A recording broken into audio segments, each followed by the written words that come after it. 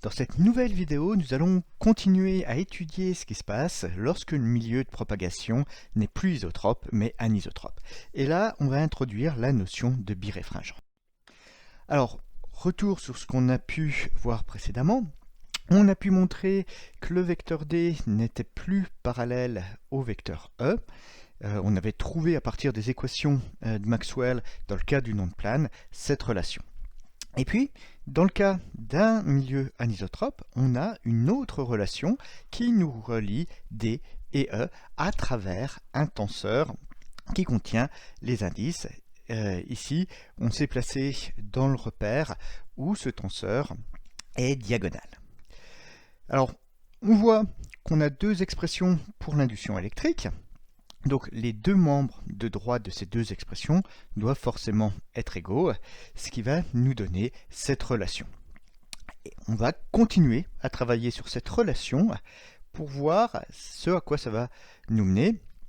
Et là, on va repérer la direction du vecteur d'onde par le vecteur normalisé U avec ses coordonnées alpha, bêta, gamma. Donc quand je développe le produit scalaire de U scalaire le champ électrique, eh bien ça me donne alpha EX plus bêta EY plus gamma EZ. Alors je peux aussi epsilon 0 l'utiliser pour tout diviser, ce qui va me faire apparaître un epsilon 0 mu 0, ce qui vaut 1 sur la vitesse de la lumière au carré. Et puis, je peux réutiliser la relation de dispersion oméga qui vaut K0 fois C. Et donc, du coup, ce que je vois apparaître comme terme, c'est K carré sur K0 carré. Et le terme K carré sur K0 carré, eh bien c'est bien parce que ça correspond à l'indice au carré. Donc là, on voit eh bien, que j'ai fait apparaître l'indice au carré qui est subi par l'onde qui se propage dans la direction donnée par le vecteur alpha, bêta, gamma. Alors, si je veux aller plus loin, ben, ce que je vais faire, c'est que je vais développer mon produit que j'ai entre le vecteur ligne et le vecteur colonne. Donc voilà, c'est ce que j'ai fait ici. Et puis, j'ai tout factorisé par EX, EY, EZ.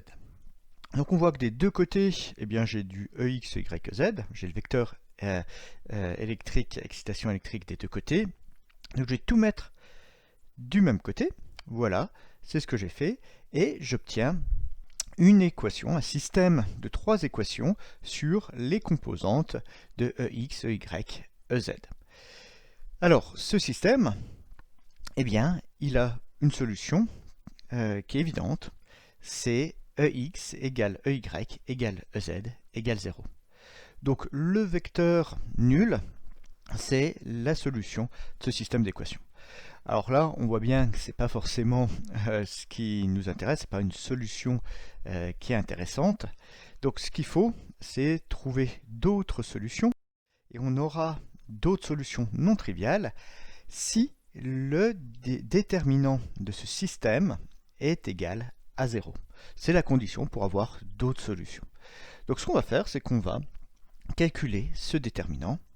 Donc voilà l'expression de ce déterminant lorsqu'on fait les différents produits de cette matrice 3,3. Alors là, ça nous donne une équation. Notre inconnu ici, c'est l'indice optique n. Donc on voit qu'à chaque fois, en fait, c'est n carré qui intervient. Donc ce qu'on va rechercher, c'est n carré.